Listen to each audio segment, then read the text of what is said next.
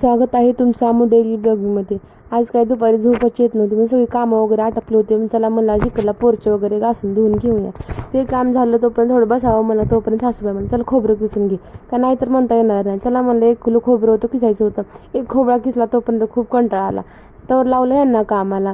आणि सासूबाई हे मसाला वगैरे भाजून घेत होत्या, पण त्यांना माहितीच नव्हतं की मी व्हिडिओ वगैरे काढते. जेव्हा माहीत झालं व्हिडिओ काढते तेव्हा लय पटकन त्यांनी पदर वगैरे घेतला डोक्यावरती.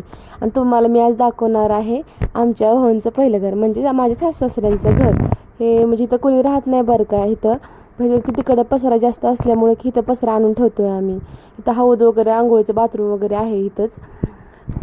आमच्या भावांचं बालपण इथंच झालं बरं का. माझ्या लग्नाची 26 ऑक्टोबर डेट आहे आणि 10 ऑक्टोबरला घराची वास्तुशांती झाली ती.